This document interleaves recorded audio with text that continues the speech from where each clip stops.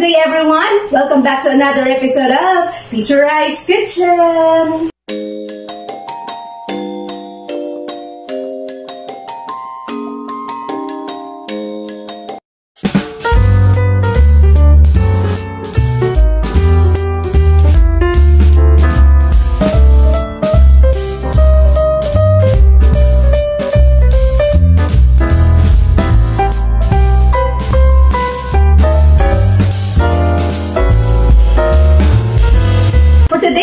I will share with you one of my throwback videos of one of my favorite recipes which I did a year ago before I even thought of, launching a YouTube channel. And this recipe is called chocolate chip cookies. So, without further ado, let us all watch and learn together from my video. Good day, everyone! Welcome back to another episode of Teacher I's Kitchen! Yes, for today, we will do something sweet. Sweet ka ba? O mahilig ka ba sa sweets? Okay, so whatever that is, today we will be talking about cookies. I'm sure a lot of you there love eating cookies. And so for today, I will be baking and I'll be teaching you one of my favorites, and that's chocolate chip cookies.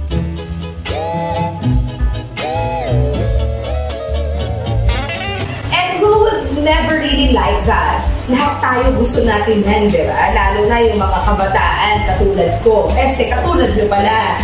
Okay? So, for today, let us start with this. What are the ingredients? Okay, let's talk about ingredients. First, we have here 2 1/4 cups all-purpose flour.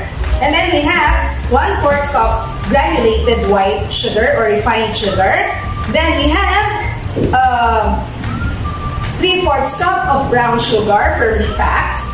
We have eggs. We will be needing 2 eggs. And then we have 1 cup of chocolate chips. Or if desired, you can add more to that. If you don't want it too sweet, then you can lessen the amount of chocolate that you will add. Then we have here 1 cup of walnuts chopped. Okay, and we have, of course, our leavening agent. We have baking soda, 1 teaspoon. Then we have 1/2 teaspoon iodized salt, and we need 1 teaspoon of vanilla.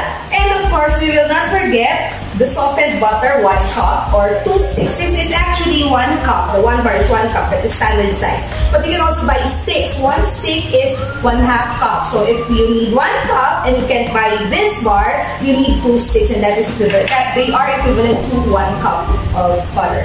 Okay? And then of course we have here a few more chocolate chips for the toppings. Kung ayaw nyo naman may toppings ng chocolate chips, that's completely fine. Katulad ko kasi, when I do that at home, I remove the toppings because there are already chocolate chips included in the mixture. But my nieces, they love with lots of chocolate chips, and so they extra ganyan. Okay? So those are the ingredients. Let's move on to the procedure. Huwag na natin patagalin to. What's the first thing we have to do? First, you have to remember when you bake, everything has to be accurate. Measurement should be accurate. The kind of ingredient should also be accurate. Like for instance, if it says dark brown sugar, it has to be dark brown sugar. Or if it says roasted walnuts, it has to be roasted walnuts. If it says all-purpose flour, it has to be all-purpose flour, not the other kinds of flour. Because in baking, everything is accurate, everything is exact, even to the point of mixing every ingredient. Everything has to be exact. The question is why? Well, when it's not exact, when it's not accurate, it may affect, number 1, the texture, volume, number 2, and the third, of course, the flavor. So, let us start. Mabilis lang naman gawin, no? Kailangan talaga accurate. When you make cookies, you have to make sure that there are 2 bowls to separate. One would be for the powdered ingredients or the dry ingredients, and the second one is for the wet ingredients or liquid ingredients. In this case, when cookies are combined, you also have to remember that the sugars are always together with the wet ingredients. Okay, let us start. Okay, first things first, we start with the powdered ingredients. So we place it here into the sifter or the strainer, and then we sift the powdered ingredients. Actually, when you sift, nalimutan ko na, idadagdag nyo na dito yung baking soda, and then the salt. These are the powdered ingredients that you have to sift together. Traditionally, what is taught to us in school is that we sift all the powdered ingredients first before we combine them. Actually, pwede rin yun. Traditionally, that is correct. However, to save time, you can also just put them together in the sifter. No? Itong flour, yung salt, and baking soda, just put them together into the sifter and then sift them together. If you have more time, maganda rin na you sift the powdered ingredients at least twice so that the ingredients are evenly combined. And also it adds to the texture. So the question is, why do we have to sift the powdered ingredients? We want to remove the lumps or the dirt that may be found in it. Okay, so sunod tayo, we set that aside, we get the butter. Butter, 1 cup of butter at room temperature. So, mas mabilis gawin kung ang butter nyo ay room temperature, hindi kakagaling lang sa ref. Kasi pag gano'n, anong pwedeng mangyari? Tatalsikan sila lahat, diba? So, ayan. Kung silang talaga ako, ayoko ng kalat. So, pinol ko pa rin siya. Sama natin yung mga naiiwal pa. Ayan. Okay. Butter lang ko. Sige, ayan. Ayoko talaga may makawalang butter. And then, we add the sugar. So, brown sugar. And the white sugar. Actually, ang cookies ay pwedeng gawin kahit walang electric mixer. Pwede siya, you know, wooden spoon lang. Kung pwede naman yun. Pero dahil may hand mixer naman ako dito, gamitin natin para mas mabilis. Kaya lang, you know, when you use this, you have to make sure you will not overbeat. Kasi pag nag-overbeat ito, anong pwedeng mangyari? Pwedeng maging flat yung cookies. So, okay. So, we combine them together until evenly combined. The sugars are evenly combined with the butter.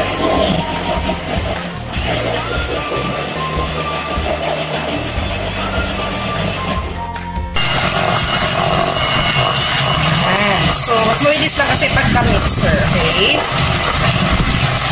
So, when it's properly combined like that, around 2 to 3 minutes, we add 1 egg at a time, okay? So, what I do before I add each egg, I crack it in a bowl so that I know that it's fresh. At the same time, walang eggshells na kasama. So, we add it 1 at a time so that it's properly combined, you know, before we add the rest of the ingredients.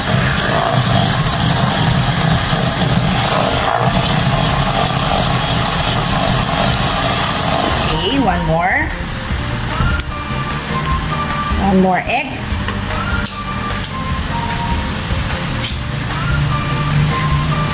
Okay, one more egg there. Have to make sure that even the ones that are at the side of the mixing bowl are combined with the rest of the ingredients. Again, if you don't have an electric mixer, pwede namang wooden spoon, or if you have a heavy duty wire whisk, okay din naman yon.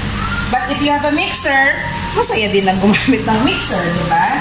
So, yan, yung vanilla, dahil inilagay ko pa siya dito, yan, 1 teaspoon yan. Yan, vanilla, 1 teaspoon. And then,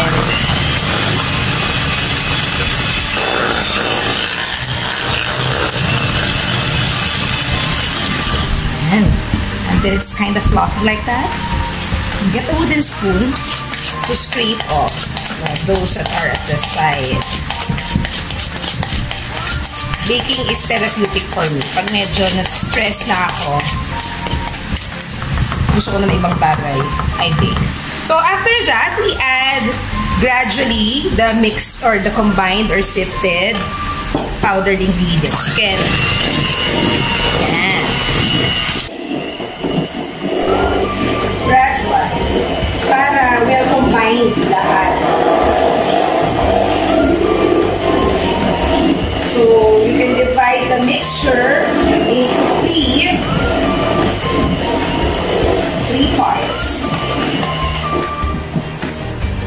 yummy. Another.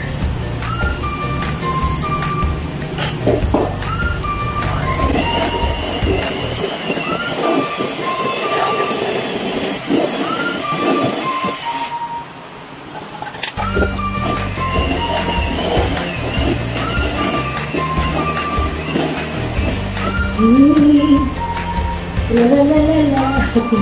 Ngayon, all those at the sides, scrape it up. If you have a spatula, maganda rin spatula. Kaya lang I love working with wooden spoons kasi mas mabilis na scrape. This. Diba? Look at that. Konti pa. Okay. So that's our flour mixture for the cookies. Oops. Tinuro na pamangkin ko para daw magtanggal-tanggal yan siya. Okay, so what you will do or what we will do now is to fold in the chocolate chips and the walnuts. Okay, so look, I want you to look at how it will be done, no? Ayan. Kasi natin to dahil makakagawa pa ng isang cookie yan. Okay? Just don't eat this because it's still raw. So, madalas, gusto nila kinakain yan na ganyan. So, we add the chocolate chips. Yay! Whatever chocolate chips you want, it's fine. Di ba ang dami, no? Yung mga pamangkin ko, like nila maraming chocolate chips. Just fold in. Evenly folded para naman hindi din treasure hunt yung chocolate. But ako, walang chocolates. Kasi minsan, treasure hunt, no? Or minsan, hindi evenly combined. So, fold in the chocolate chips well. Yan. And then, we add my favorite, the walnuts. Pag ayaw nyo ng walnuts, okay din naman. Tanggalin nyo yung walnuts. If you just want walnuts, so hindi siya chocolate chip cookies. Walnut cookies siya. Ito, chocolate chip walnut cookies. Because the walnuts add a different kind of texture. Kaya gusto ko din siyang may ganyan. So, even din dapat para bawat kagat, may walnuts. See? So, that's how it should look like. Don't overbeat. Ang gusto lang naman natin, makombine evenly yung walnuts at chocolate chips. Okay? So, that's it. We will now scoop it out. So, let's bake. So, ito na ating cookie dough. Let's preheat the oven at 375 degrees Fahrenheit or 190 degrees Celsius. Ayan.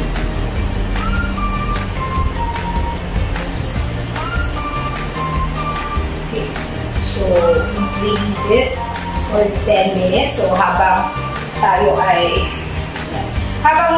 while we're doing this, let's preheat that. Okay, so you have an ice cream scooper. That's very good para mas pare-pareho ang size at mas mabilis. Ganyan lang. Tapos put it here. Okay na. But if you don't have it, pwede namang spoons. Okay, two spoons and then you scoop it and then just drop it on the cookie sheet. Now, you have to use any pan that will fit in the oven. This is actually a spare pan. Meron ako dyang cookie sheets kaso may mga laman. So, I'm using this. But it's important that you place there baking paper or wax paper so that it won't stick onto the pan. And grease. Because if it's grease, no, yung iba kasi lalagyan pa natin ng butter or any kind of oil, minsan, masyado nagiging oily din yung ating cookies. Okay? You have to remember, this already has 1 cup of butter.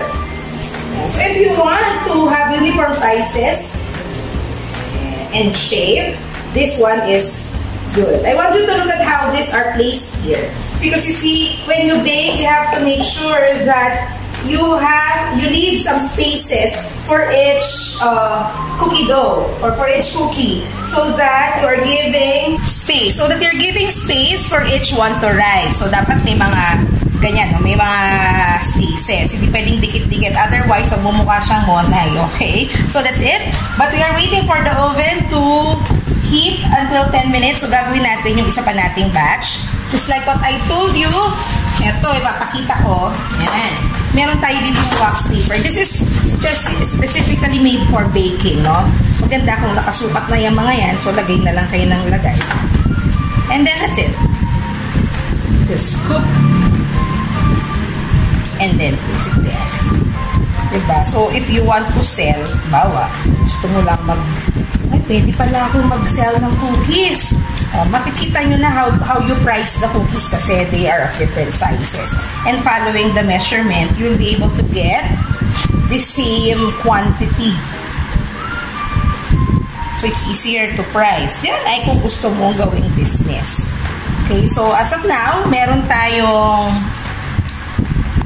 nakakagawa tayo ng ilan to. This is 9, the other one is 9. So, that's 18. Meron na tayo konting maiiwan. Other people, what they do, nalimutan ko, no? Lalagyan pala natin yung toppings ko kasi kung hindi, malulungkot ang mga tao sa bahay namin. So, ganyan. Lagyan natin ng toppings. Gusto lang mga tao dito ginalagyan ng ganyan.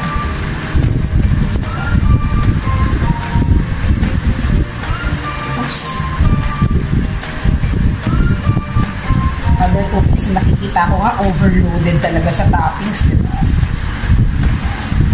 Kung gusto niya lang naman. Pero kung ayaw nyo, okay lang din. Dito, sa bahay namin, gusto yan. So, yan. Okay? Hanggang malagyan na natin siyang lahat.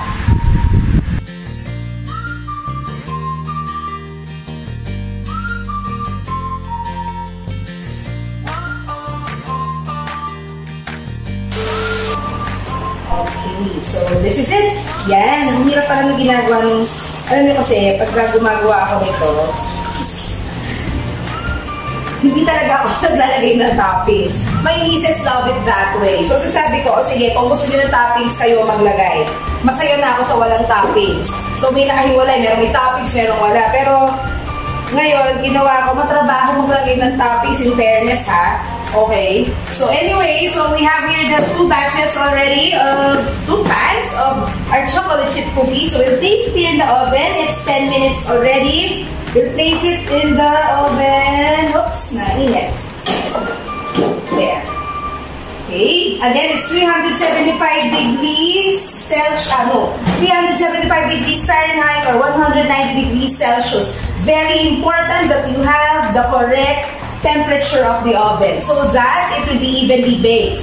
Okay? Kasi minsan, pag sobrang lakas, mali yung temperature, na-overbake siya or ma-underbake. Either the top portion or the outer portion of it is burnt while the inner part is still raw. Now, you bake it for 10 to 15 minutes. Kasi yung oven naman madalas mayroon yan number of minutes. Pero it will also help you if you have your alarm. Ako, sinusundan ko yan kasi actually so far tama naman ko siyang nakukuha. Okay? So 195 degrees. Why do we preheat? Very important also that you preheat the oven before placing the product inside it because we want to make sure that the oven has already reached the desired temperature. If not, then there will be problem with the baking. Okay, with the product that is being baked. Ganon yun. Okay, so we will wait for 10 to 15 minutes or until it's golden brown. Or, meron tayo dito, cake tester. When you insert this at the middle of the cookie and it comes out clean, then it's baked already. Because sometimes, you know, even if I tell you 10 to 15 minutes, the size of your cookie will also matter. Kamami, sobrang laki pa ng cookie na ginawa ko, hindi talaga 10 to 15 minutes yun. So, until golden brown, this is medium size of ice cream scooper. 10 to 15 minutes, or when it's golden brown, or when you insert a cake tester and it comes out clean, it's done. Wala pong cake tester, toothpick pwede rin, basta mabilis. Okay? So we'll be back after a few minutes. A few minutes later. And we're back after 20 minutes. Okay, bakit? Kasi kanina, after 15 minutes, I checked them. Medyo hindi pa ganon ka fully cooked yung ating cookies, no? Hindi rin pa siya ganun ka golden brown. Why? Because it's kind of big. So, kung smaller yung cookies, mas mabilis. Pero medyo mas malaki itong nagawa ko. So, it required me to add some more minutes. Ayan, oh, look at that. Medyo malaki siya. So, what I did, pinagpalit ko. Okay? So, after the 15 minutes, ginawa natin the first batch, pinagpalit ko. Yung nasa ilalim, I place it on top. And this one, I place it under. So that the heat will circulate more. This time, I think this is now okay. I added 10 minutes. So that's 15 plus 10 is 25 minutes. Isang tagal naman. Kasi nga, these are big cookies. You make it smaller, sakto yan sa 10 to 15 minutes. Kaya nga importante, when you insert a cake tester and it comes out clean, it's done.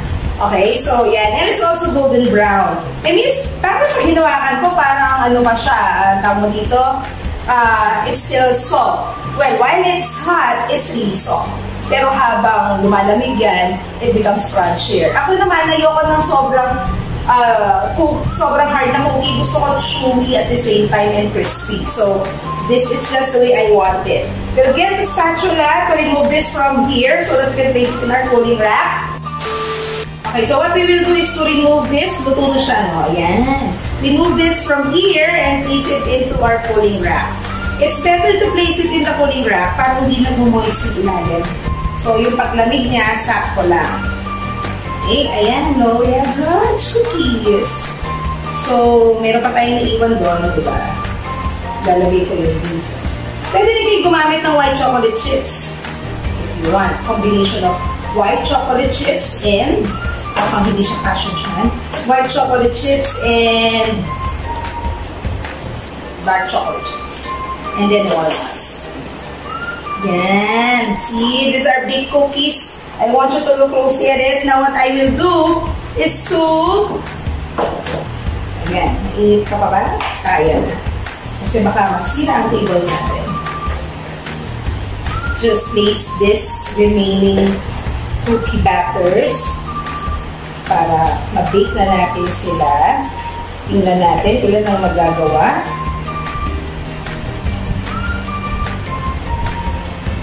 So, meron na tayong naunang 18.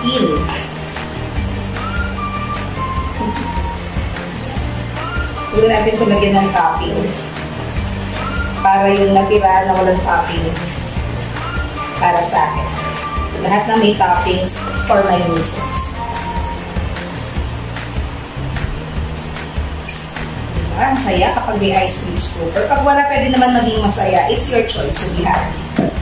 May pagano'n. Okay, so that's it. Nakagawa pa ako ng 4. Ayan. Ano na ito? Hindi pa na natin ito sa ilalim. Let's see nga. Ay, pwede na ito, I think. Kaya gusto ko medyo, medyo brown.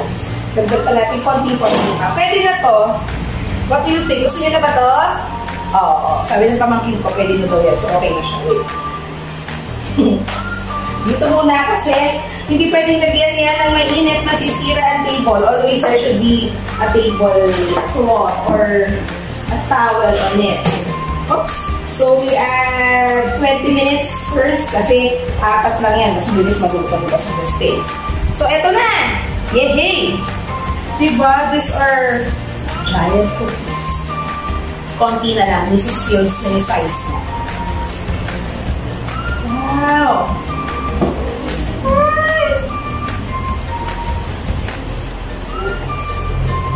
You know, masarap to. Merong fresh milk. It balances the flavor of the sweet chocolate. Dahil puno na sila dyan, kuhanin na natin ang aking pang-plate. Cookies lang, ipe-plate pa. Neat.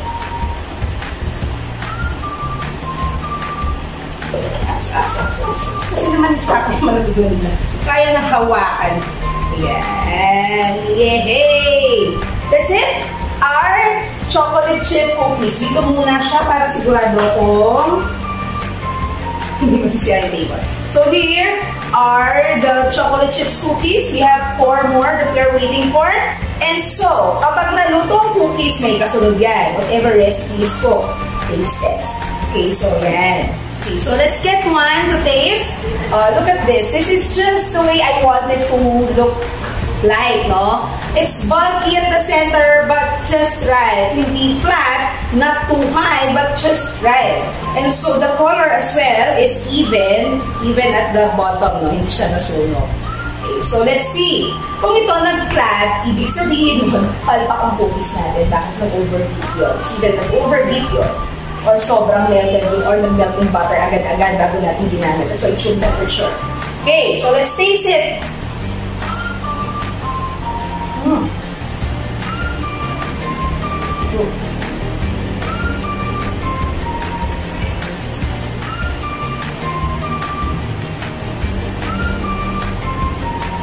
Perfect. Not because I'm the one who baked it, but it's really perfect. Bakit? The texture is just right. The sweet flavor is just right. And yung volume, yung loob niya. Luto talaga. Makikita ko na yung loob niya luto. So it's really that cookie that everyone will appreciate. And what I love most about this is the walnut. What's added to it, it gives different crunch. Okay, so I want you to look closely and I want you to look at the inner part of it. Yung pinakaloob niya. Look at that. Ayan, it's so rich. Look at that part of the cookie. It's not too wet but it's not dry. But no, when you overbake din kasi, it becomes dry. So importante din you don't overbake. Look at this. See? Sakto lang. At nakikita niyo yung distribution ng walnuts and chocolate chips. Very good. So, pat on the back. That's it. So, that's it. Our chocolate chip walnut cookie. Dagdagan natin ng walnut na pangalan kasi may walnut na siya. Chocolate chip walnut cookie. Brought to you by Miss Aliah for Teacher I's Kitchen. So, I hope that you like our video for today, our instructional video. And, of course, you will prepare it for your family and friends if you have time, or also to prepare more for your other friends and relatives. Once again, this is me, Aliah, for Teacher I's Kitchen. I'll see you again in our next videos. Thank you for watching! And that's our episode for today. I hope that you enjoyed and learned from this video. And I also hope that you will like and share this video to everyone that you know. And if you have not yet subscribed, please subscribe and click the notification bell for more videos and updates. Once again, this is me, Aliah, for Teacher I's Kitchen.